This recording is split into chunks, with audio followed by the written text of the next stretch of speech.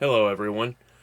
Before I begin, I just want to say whatever you do, do not attempt to adjust your settings on your computer.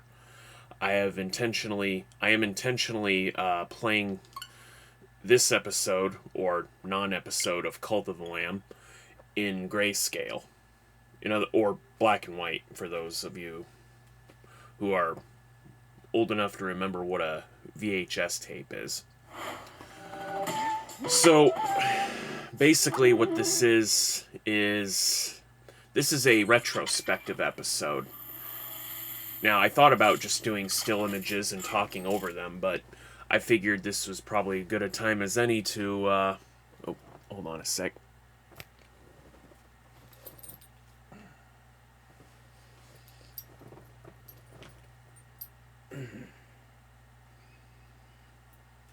Sorry. Got it. Sorry, there was a mosquito buzzing around. Couldn't take the chance. But anyway, yeah, so I thought about doing this retrospective over a single frame, but thought this would be better. Plus, you get to kind of see what's happened after the game. So this is kind of a post-game sequence, or post-game content, I guess, for you. So I'm not really trying to accomplish anything. This is just, like I said, a retrospective. Kind of difficult for me to do a retrospective, considering that the game has yet to undergo its other major content update. So, let's see, what should I talk about first? Well, first of all, I just want to say, the game itself, nice concept, You're reborn as a titular, Lord of Death after supposedly being sacrificed yourself. And you raise through the ranks, you create a cult in the name of someone else, only to end up becoming, only to elevate yourself to that status. I mean, conceptually, when you think about it in the retrospect, Narinder over here should have known better than to think that, giving a omnipotent crown to somebody in the prospect that they might give it back to them. That's just foolish, It's like a king advocating his position for a day. You think that the person who has the status is going to want the king to be king again? Fat chance. But anyway, I digress. So conceptually, I feel that the game is great.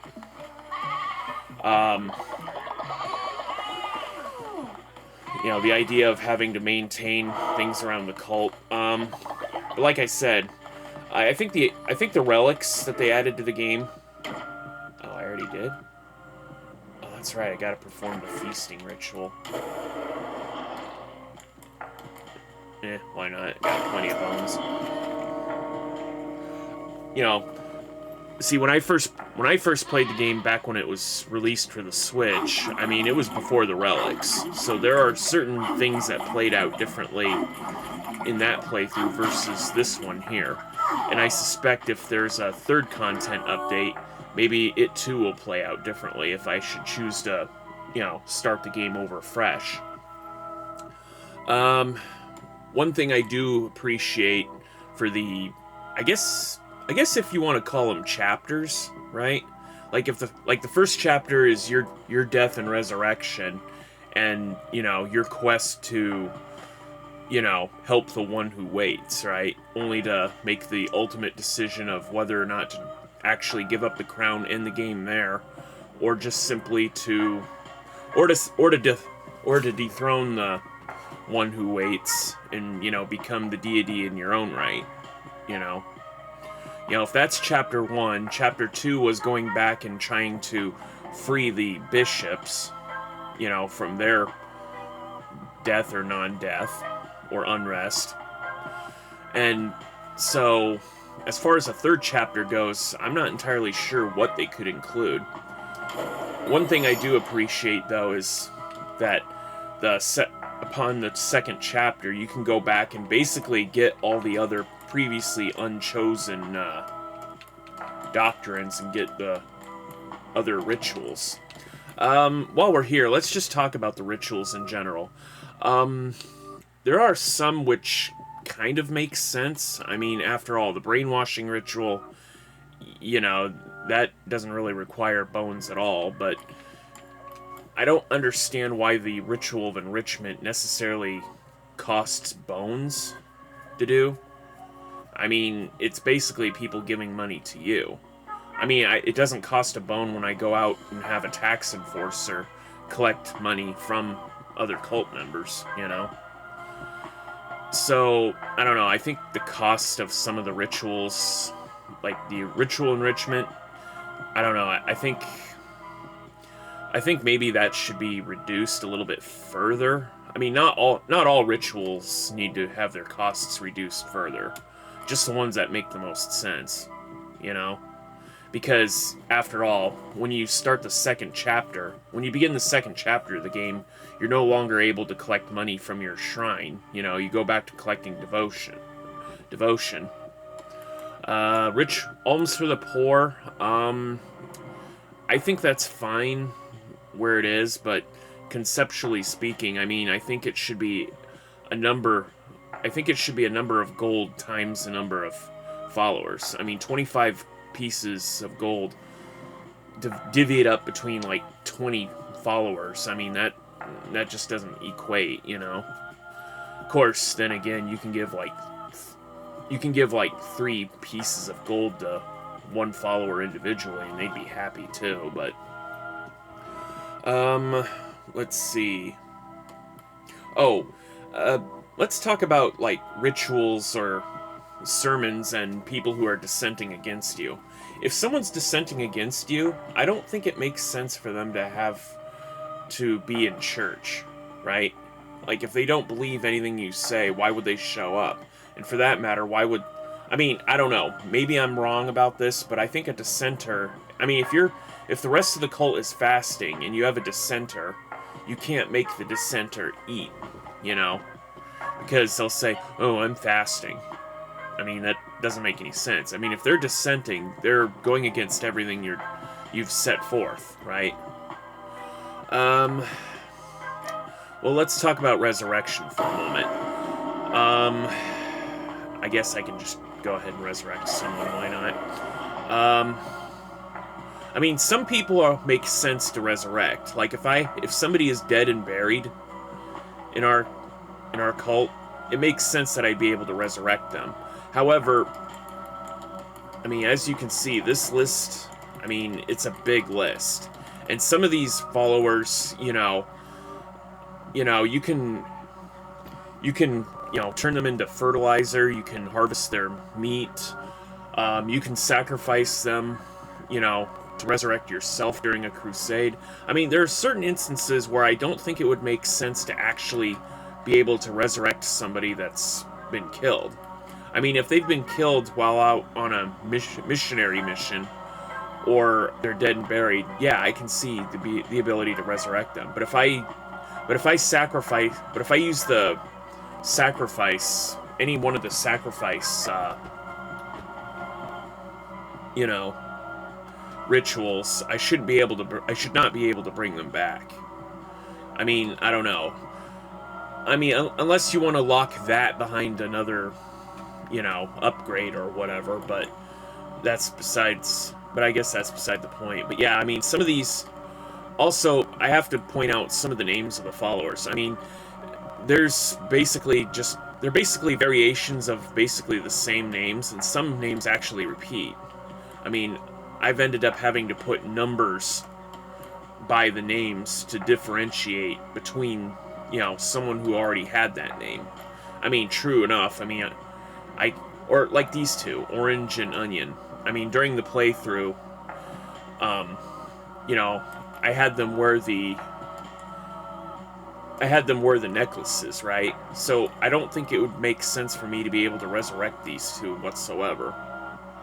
And even if I resurrect them now, I mean, that might cause problems, considering that, Almond Ball are now alive, right? But yeah, one thing I would hope that they would change come next update is to...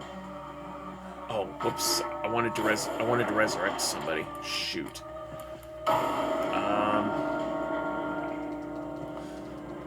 Oh.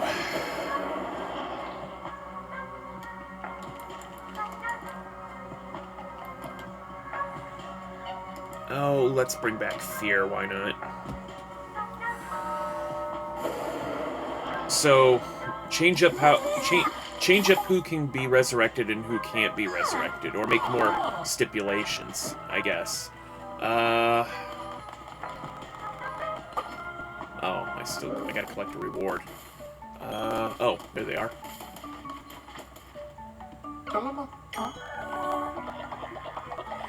Also, if the followers, like, have their, I don't know, faith bar, I guess, level up like that, while in the church, I should be able to collect from all of them then and there, since they're already in proximity. Also, if they were part of the same, inspiration or intimidation, I shouldn't have to chase them down individually like that. Oops.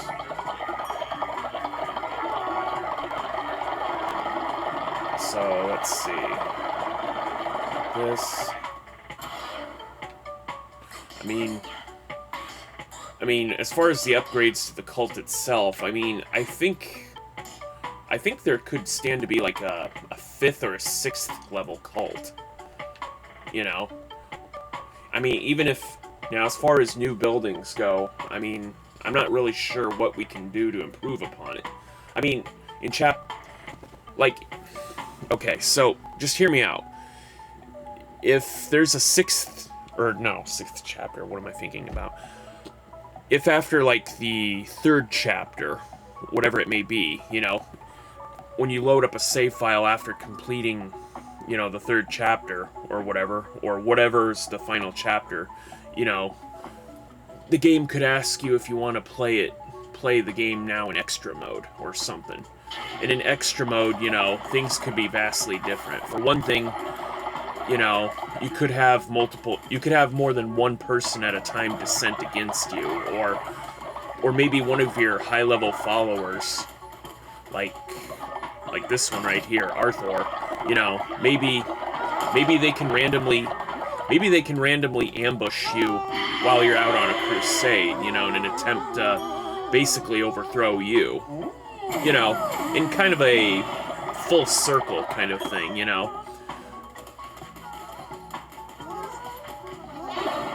because, true to life, some of these followers, when they become demons, they're pretty powerful. Arthur, this guy right here, for example, becomes Phronax, and, which blows up on an enemy and deals damage based on their level. I've shown up plenty of times to boss fights, and it seems to be over before it even begins. And that's kind of a scary thought, IRL, I suppose that could happen in a real cult, when people get too big for their britches and they try to overthrow you. It's, like I said, it'd be kind of a full circle kind of thing. Here you are, the character. It could be said that, you easily go from victim to, the antagonist. Because, it's kind of like, and I pointed this out earlier, it's kind of like Death Note, where Light Yagami, he finds this magic notebook that whoever name is written in it dies, right? But he doesn't do it to just go on a random killing spree. No, he uses it to kill, criminals, bad, quote-unquote, bad people, right? And the whole series becomes this, back and forth about, different takes on justice and all this other philosophical thing, you know. But yeah, so in a post game after the third chapter, whatever it may be, you know, buildings and decorations that didn't randomly decay or break down, you know, might actually be destroyed, decay, break down, or even downgrade in some cases. You know, forcing the player to actually spend, you know, more resources to get them back up and running. So, you know, in the end game, it becomes, you know, how long can you manage your cult, you know, before it's game over? You know? Because if you think about it, I mean, it's the fate of all I mean, not just cults, I mean, all organizations, big or small, you know, all organizations fall victim to the ravages of time. You know, some organizations evolve and become something different, while others, you know, they fall by the wayside. And, you know, in light of some organizations, other organizations take root, you know. Speaking of which, they might even include a mechanic where, you know, okay, you got this big cult and, you know, it's getting harder and harder to manage. So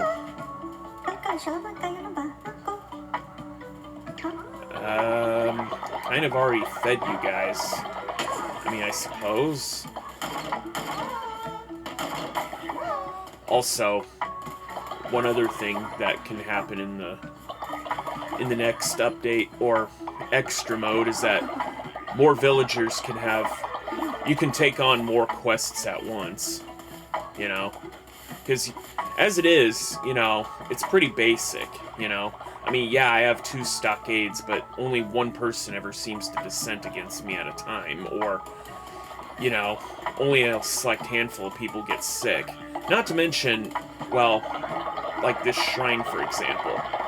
I mean, it fills up quickly, and for me to have to sit there and empty it over and over again like this, I mean, it can be kind of tedious, you know.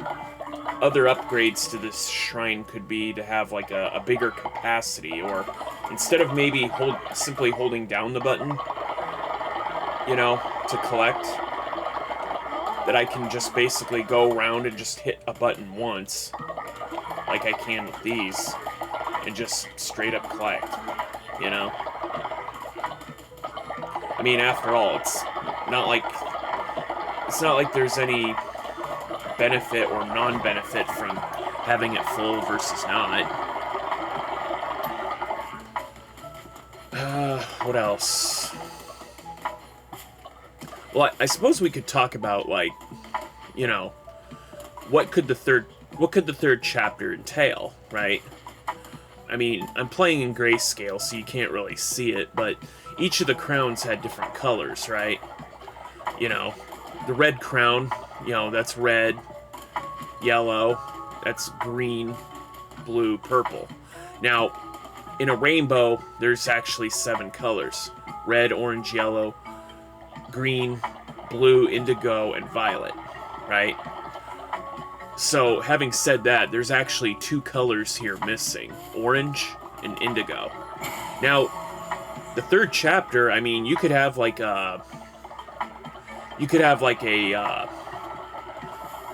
backstory of like that centers around like when the old faith was just starting out, you know, when Narinder, Leshy, and the others, you know, when they'd first, you know, like a tale or two of when they first met, when they first realized, you know, the powers they possessed, and, you know, maybe how they set about to create their cult, right? Because after all, I mean, the crowns afford the bearers, you know, certain powers, right? And so, you know, rather than fight amongst themselves, you know, they probably thought, I know, why don't, instead of creating each of our own individual cults and be constantly at war with one another, why don't we all just agree to be bishops of the same cult, you know? So basically they had some kind of oligarchy set up, right? But, you know, as time progresses, I mean, and as I'm sure you already know the story by now, you know, Shimura basically, you know, pushed Narinder, like, not in anger, of course, over the edge, but, like, you know, he tempts Narinder, filling his head with ideas, and then, you know, basically Narinder just got way too, you know, he got bigger than his role should allow for him, right? Basically, I guess, you know, he basically wanted to do whatever the hell he wanted, you know?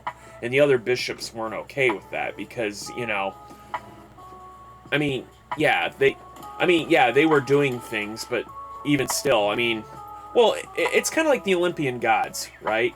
You got Zeus, Hades, Poseidon, you know.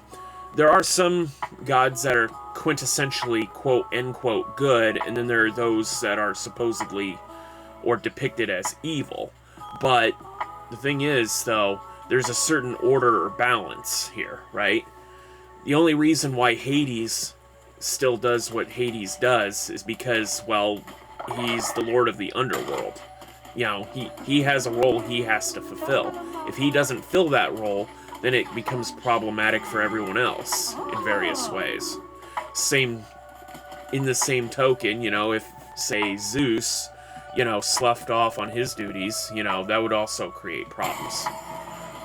So, you know, it kind of goes along with this game, you know, where the otherwise nameless deity basically demanded that I free the bishops, or, you know, either free the bishops or give them eternal rest, right? So, as it is right now, I mean, I don't... Oh, here, have a bribe. Oh, that's right. I guess I can hold another sermon. So, anyway, the story of the third chapter, you know, I don't know if this will be a thing. Like I said, I'm just speculating, but you could have, like, a story of how, you know, of how the bishops set out to create their cult, or, you know, and talk about the early days, and, you know, maybe they'll talk about, like, a previously unmentioned bishop, you know, like, I don't know if you want to call it, I don't know if the developers want to use, like, the orange crown or the indigo crown. They probably would go with indigo crown, right? Because, after all, I mean, you could do the orange crown, but, you know, that, you know, the orange crown you could do like a 7 deadly sins thing, right? If the red crown is wrath, yellow was gluttony, you know, that was Hecate. Green, well, green is envy, you know, that's Leshy. Not being able to see, that's pretty envious enough. Calamar would probably be pride, because, you know, I mean, he did kind of... Calamar was prideful, yet cowardice, you know. Shimura, I mean, I don't know, I guess they could be sloth, I guess. You know, red crown being wrath. So the orange one could be greed, you know, like, so, you know, assuming you have Narinder with you, or some members of the Old Faith with you, they could probably, you know, tell you stories of, you know, how this, how, you know, the former bearer of the Orange Crown basically was the first among them to actually, you know, overstep, or, you know, their role, and, you know, Narinder and the others had to basically send him away in the same vein that the other bishops tried to would later send Narinder away, you know. And, you know, the third chapter could be to try to, you know, make right about stopping the orange crown or whatever. I suppose, you know, as far as... I suppose on how the plot would be set up, I mean, the orange crown could probably find a new bearer, and if orange is greed, you know, who better to fill that role than Midas, right? I don't know, just some ideas, I guess. Wow, I only talked for about 25 minutes, huh? Oh, Weber's old? Oh, that's no good. Eh, no big deal. No big deal, I can always resurrect Weber later, I guess.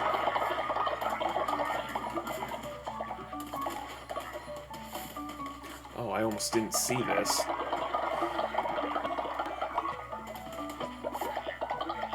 One other thing I probably would change about this game is, I don't know, like, maybe make another upgrade to the stone and lumber yards. Maybe one that, you know, maybe one that can be rebuilt at a fraction of the cost. Like, I can just walk up to a dilapidated one and just fix it for a fraction as opposed to building a brand new one. You know, like Lumberyard 3 or Lumberyard or Stone Mine 3, you know?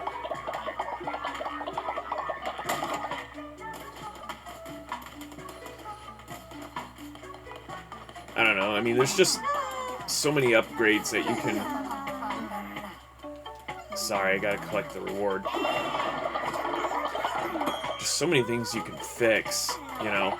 Also, if I have a Also, one other thing I want to ask, I mean, and I may have mentioned this already in the, I may have mentioned this already during the actual playthrough here, but if I have a loyalty enforcer and someone is dissenting against me, unless it's the loyalty enforcer who happens to be dissenting against me, if I'm out on a crusade, I mean, if the loyalty enforcer is of high enough level, I think they should probably have the power or authority to just lock the dissenter up until I get back to deal with them myself, you know?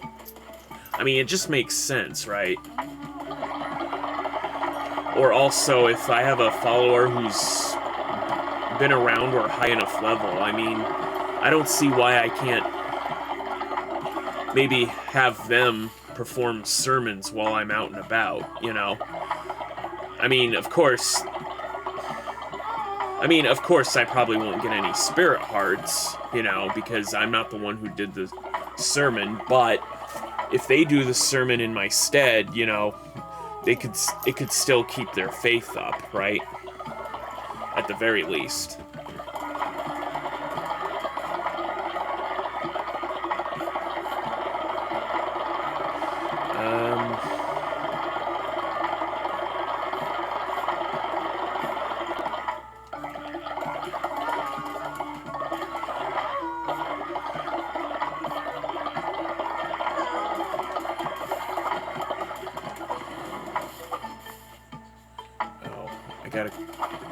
That's right, I forgot, I gotta cook delicious feasts, I guess.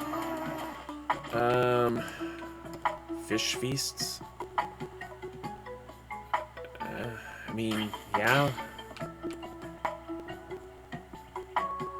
Oh, I didn't realize they were getting hungry.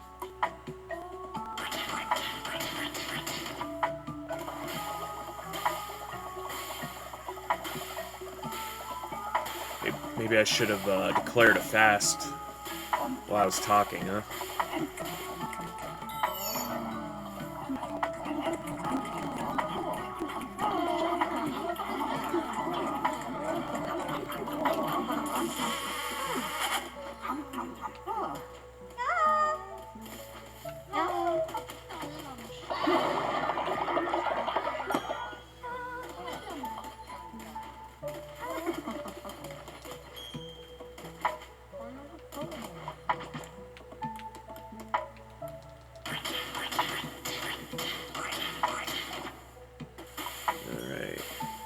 Make some more.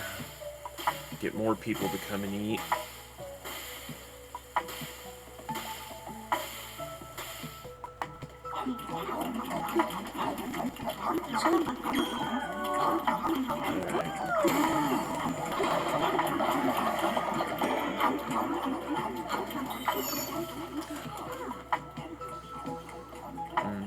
Well, I suppose another thing I have to talk about is the whole marriage thing, you know. I mean, I'm perfectly fine with marrying, you know, at least one of the followers, but, you know, I don't see why I can't marry, like, 2 other followers with each other, you know, if they so want it so, you know. I mean, it's part of the reason why, you know, at least before the Relics update, that I opted for a fight pit, you know, over marriage, because, like I said, I have no problem with marrying, but it's just, you know, I mean, there's only so, I mean, even if this game does encourage it, I'm only willing to go so far myself with certain things, right? Like, I'm sure other people who play this game, you know, they don't fancy, you know, doing things for no reason, you know, because they can, you know. Like the ideology that I can just straight up murder them if I wanted to, you know, for no other reason.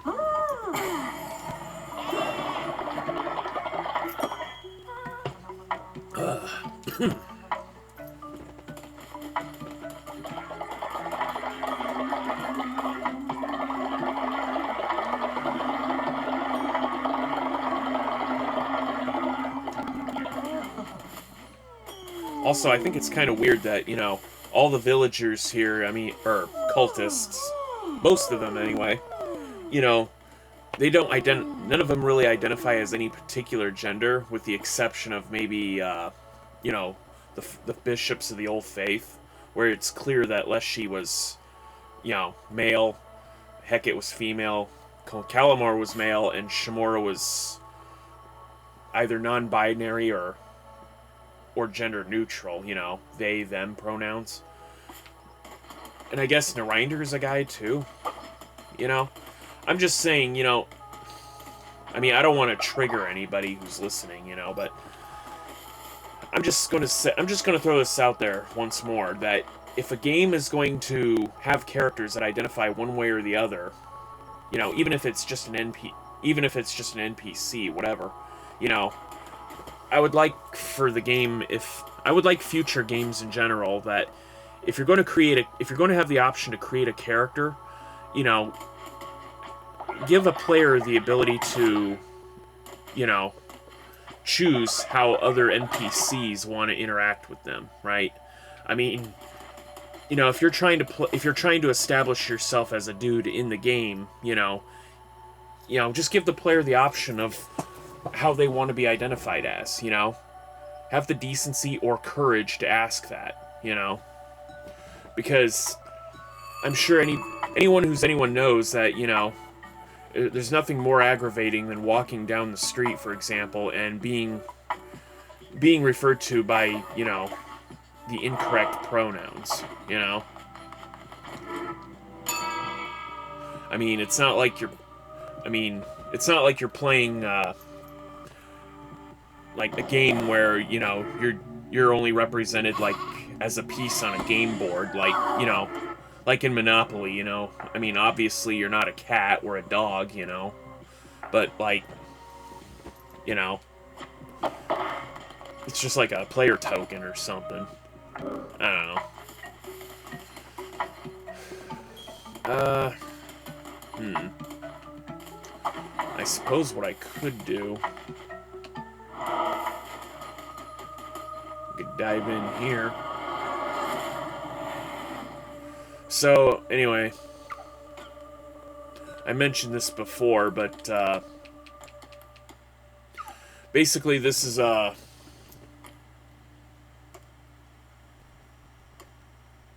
let's see, Golden Fleece. You basically choose a fleece, and, it's like an endless runner route base. It's not really endless, but it's just to see how far you get.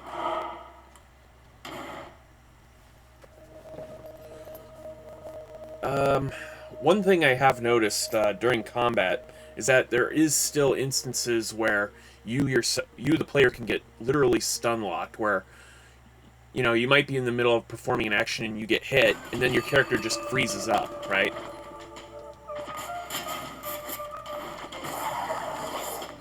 I'm playing this in grayscale, so this is going to be fun.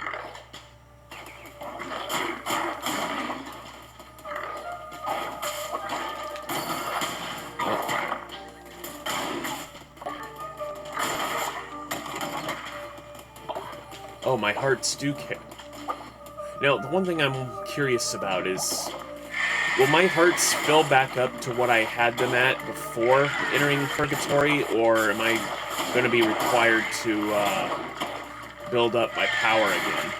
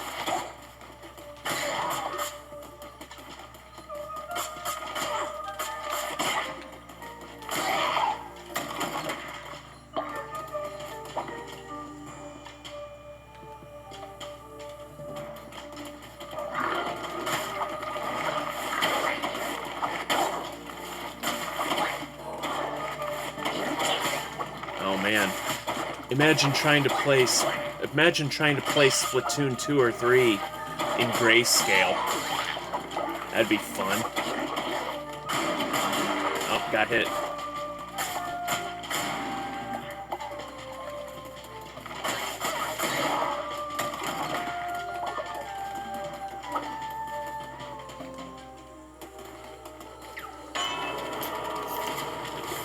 Uh, 10% chance to deal a critical hit.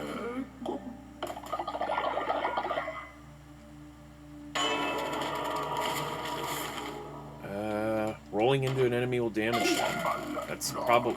That's probably a good thing to have if I mean, I can just constantly keep dodging and deal damage and get stronger. Alright.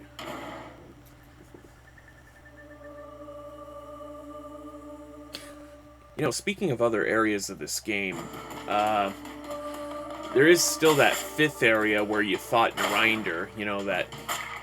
I don't know if you want to call that, like the godly realm or whatever. I don't know. Ever since the second chapter, this nameless deity kind of the nameless deity or celestial, I think it's mostly a celestial, really, basically tries to bar your path, and... Oh, wow. Rolling attack.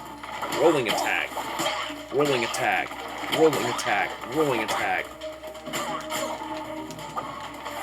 Rolling attack.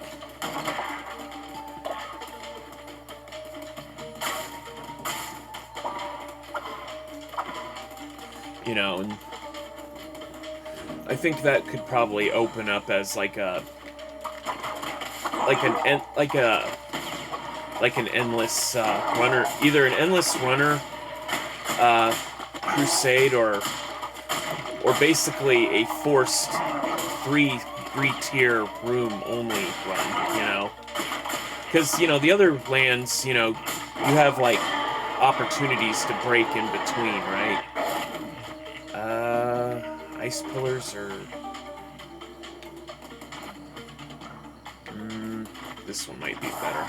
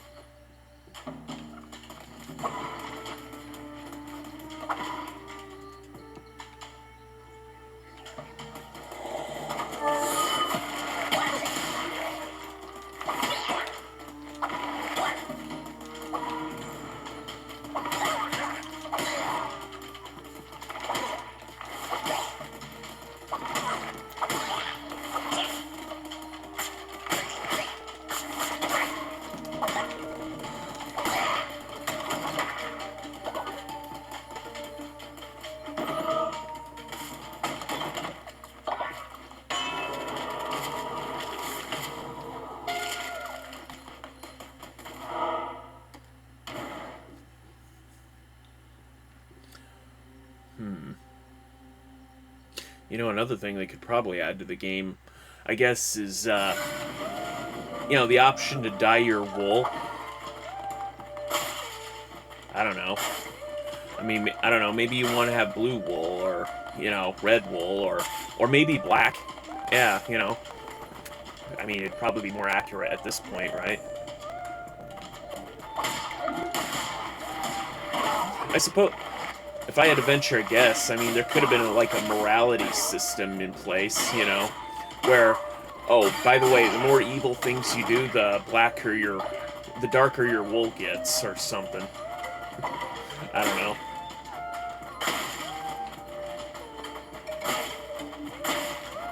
Oh, wait, what am I doing?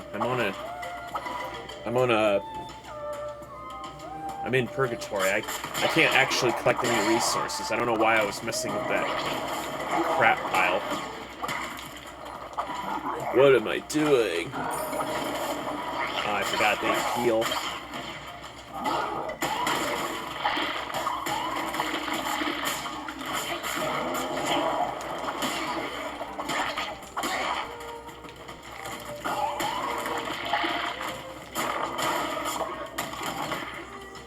Also, if the enemy is, if I have a skill that, you know, tears open the earth, I should be able...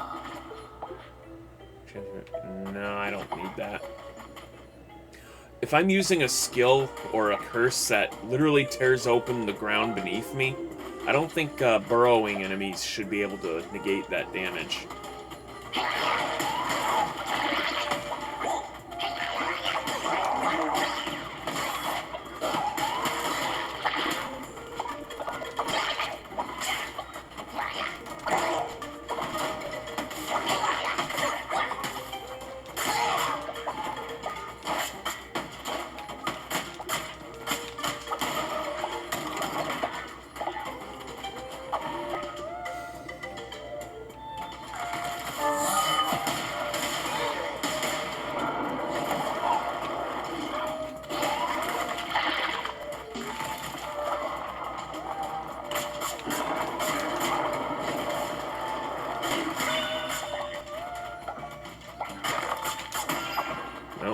Got hit.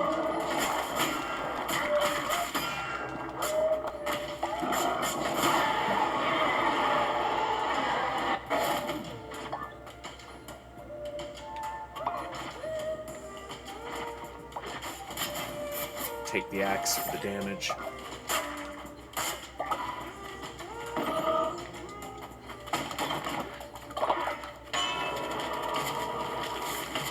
You know, I'm glad it indicates strength or weakness by the arrows, at least.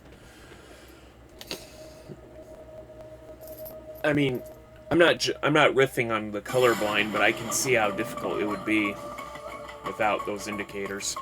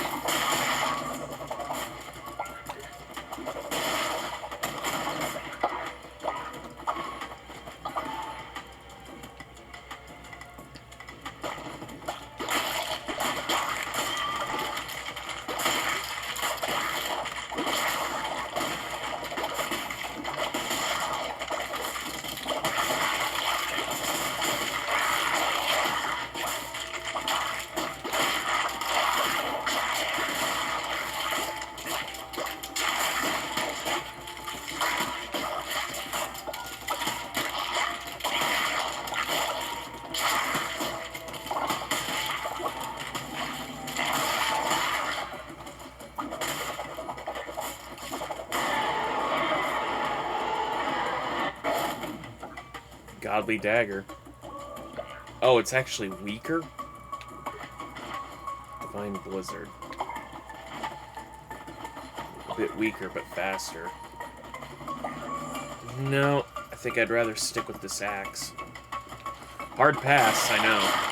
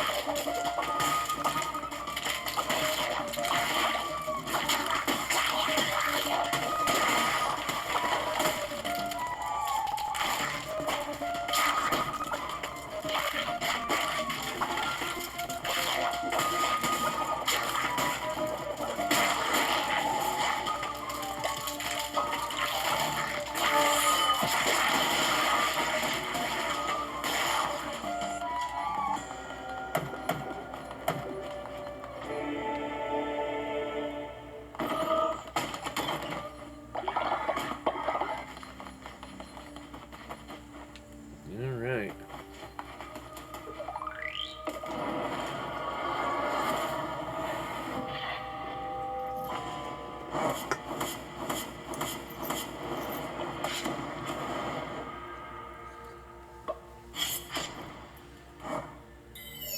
$15? Wow, I've been, well, I mean, I guess it would be beneficial for me to collect the tiers. I mean, especially since I don't know what'll probably be in the third chapter, you know?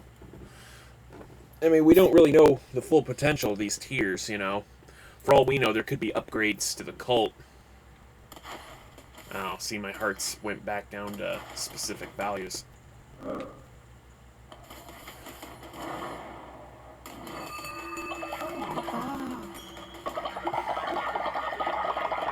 You know, we don't know what kind of upgrades the cult could have later down the road.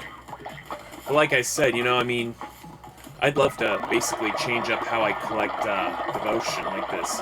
See, look how full it fills up. You know.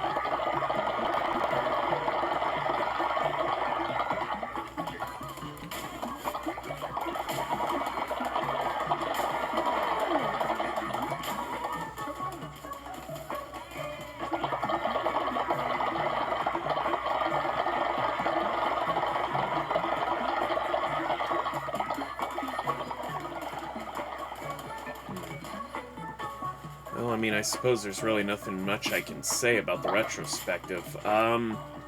Like I said, I mean, I thought this game was great, you know. I just wish I had more time to enjoy games like this, you know. But, you know, getting older kind of sucks, you know. I mean, unless video games is my job, you know, can't really spend a whole lot of time on it, you know. Guess I gotta wait around and hope to get famous first and then make the most of things, huh? Let's see. Pumpkins. Fertilizer. Beets. Collect. Cauliflower.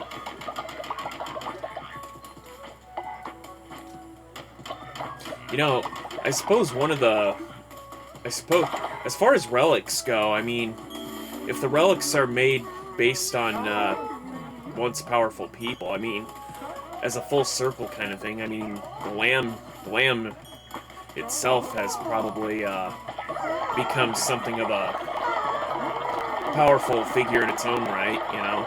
I mean, the lamb could be like, could have like lamb's wool or sheep's clothing or something, you know. As far as what it'll do, I don't know. Maybe, I suppose, you know, followers, or I suppose the relic could be like, I know, enemies deal reduced damage or no damage, I guess. I mean, enemies are still... I mean, you're not invincible, they just don't deal any damage. They can still technically hit you if you're wearing, like, the Golden Fleece, for example. It just won't hurt, you know, or something, I don't know. Decorations? No, we're full up.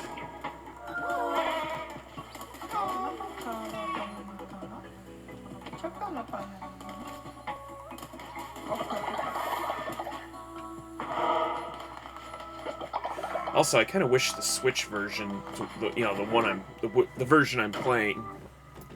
Oh, that's right. Time doesn't advance while I'm in there.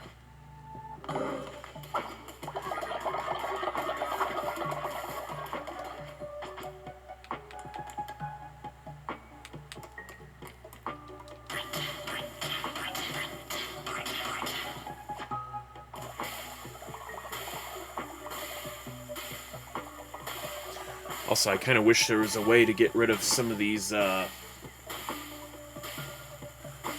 rogue patches of rogue patches here, you know.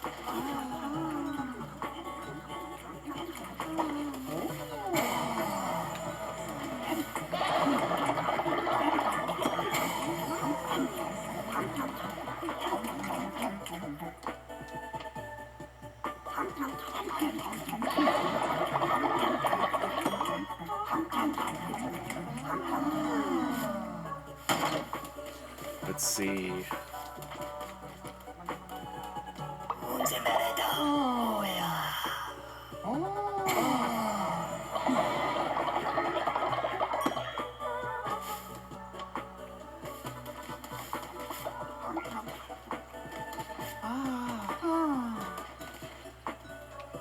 Also, I suppose they could improve upon the,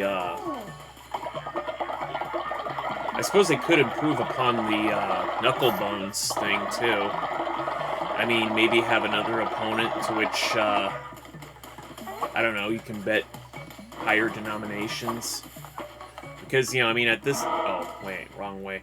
I suppose at this point in the game, I mean, if, you know, gold isn't really worth much, you know, especially if I can just tell my followers to pony up, you know. I suppose that would be a good thing to end this, retrospective on, I guess.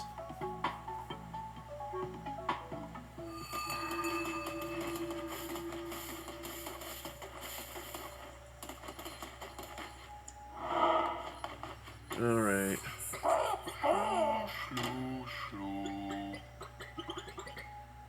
Yeah, because 50 is nothing.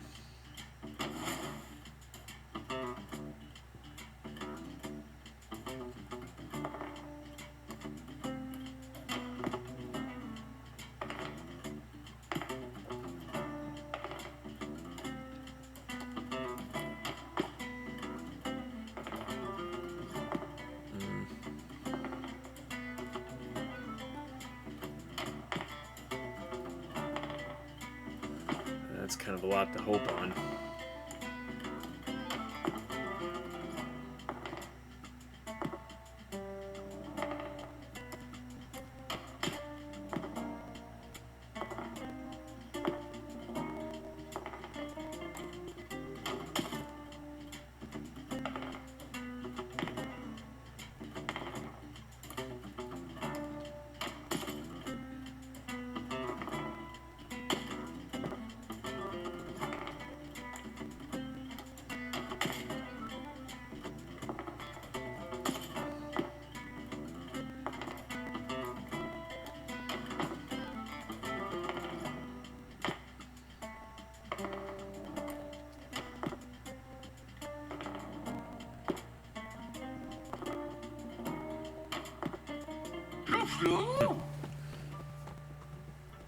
Well, looks like I won that one.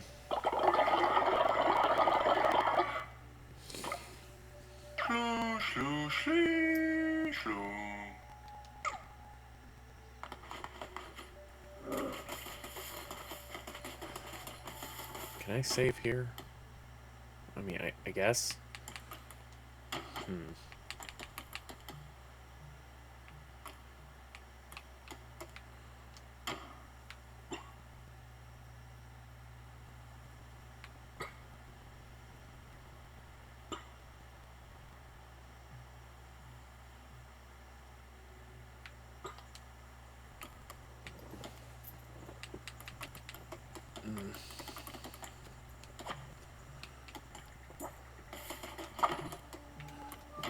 Oh, one other thing, I guess I want to mention about this retrospective, and this was a very underutilized ability that's given to the player early on, and that's the ability to read the minds of the followers. I mean, honestly, most of the followers, they don't have very many meaningful things to say except for static thoughts like, "Oh, great conversation," or "made a new friend," or "it was magnificent to see your leader preaching." Devolver. Yeah, so not much use out of that. Unless there's going to be a mechanic later, like I said, where followers are actually factually secretly conspiring against me. Some of the quest lines they give, actually do mention that, oh, rumor has it that this follower is a spy or trying to undermine your cult, or they're up to no good or something. Eventually it compilates with them basically telling you to effectively kill them. But, so far, none of the followers that they tell me to, none of the followers that other followers tell me to murder are actually up to any good, aren't actually up to no good. They're just walking around. So definitely some improvements. Definitely some improvements to be made still, in some ways. So I guess that's really all I can say about the retrospective. So let's see, recap. Maybe a story involving how the old faith came to be a cult in their own right. Maybe the ability for me to marry other followers with each other, as opposed to just, me marrying one or multiple people. Oh, the bishops can get old. Leshy's old now. Oh, what do you want?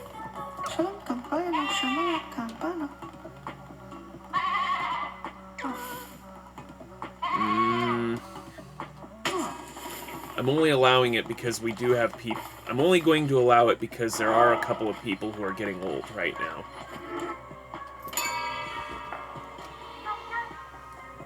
Don't want them to be super bummed when they die. Not that they would be, because, I do have a belief in afterlife.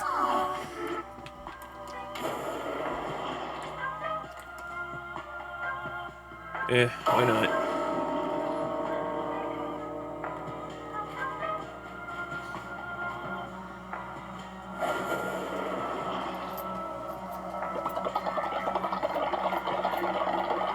Coincidentally, this will also stop them from dissenting. Oh, but if Leshy's old, that means I'm going to need a new loyalty enforcer. Well... Oh, I can't pause from this menu.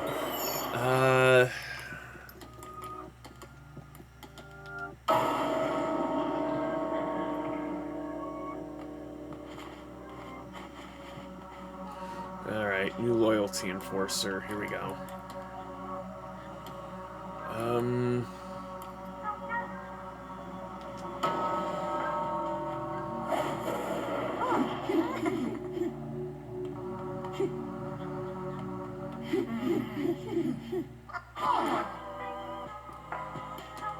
Alright.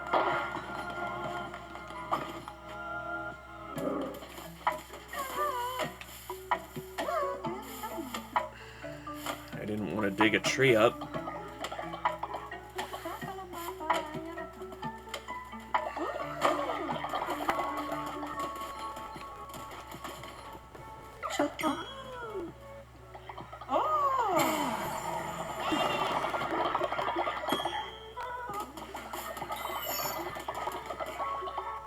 Alright, so, yeah.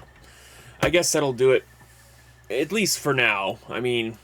who knows when the update, who knows when the next content update will be.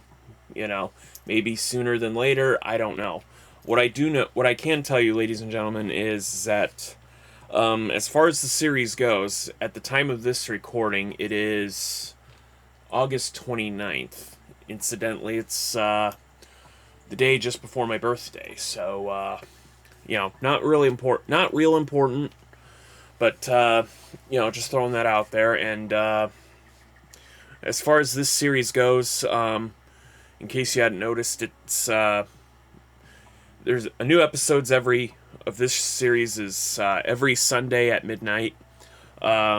This the last Sunday of September there will be 2 episodes, and then every day in October at midnight there will be at least 1 episode. Mainly because it's October and you know it's supposed to be scary and well, you know I want to try to you know upload as much of this as I can so that so it doesn't fill up my hard drive space otherwise. So I tried my best to make sure that most of the episodes stay within the 30-minute hour range this time around. So yeah, so I know I've already said this before, so let's see, new story, maybe centering around the crowns, maybe an elusive orange or a new crown, I guess. I don't know, I mean, come to think of it, I don't know what happened to the other crowns once they've been deposed. I mean, are the trophies that I've built the crown technically, or... Not really sure what became of the crowns, I guess. I mean, that'll probably be another quest to go and actually retrieve the other crowns that are lost out there in the ether. Let's see. The ability to marry other members to each other. Maybe after the third or final chapter, whichever. I don't know if the 3rd chapter is going to be the final one. I don't know. But as game developers go, I mean, they might actually want to move on to other games too. So if the 3rd chapter is the final chapter, maybe a post-game extra mode, you know, where buildings that didn't previously decay or erode will now begin to decay or erode unless they're fixed up or patched up. More than one person can dissent against you at a time. Followers of high level can potentially try to do you in while you're out on a crusade. At which point, you know, when you win that fight, you know, you have the option of either permanently destroying them, you know, barring them from being able to be resurrected in exchange for, like, I don't know, ample rewards based on their level, or agree to spare them, send them back to the cult for at a reduced level. You know, like cut their level by half or something, or give them a negative trait or something. I don't know. You know, incentivize me to keep followers or not keep followers. Also, I suppose the extra mode could be like you can disable the autosave function, or the autosave would be disabled, but if you want to save your progress, you know, in extra mode, you know, it'll cost you like an amount of gold, like maybe, you know, the number of in-game days that have passed times the number of followers you have currently, you know, which, you know, if you have a lot of followers and if you've been playing for multiple days in this game, could, you know, it could cost a lot. So I don't know, just some ideas.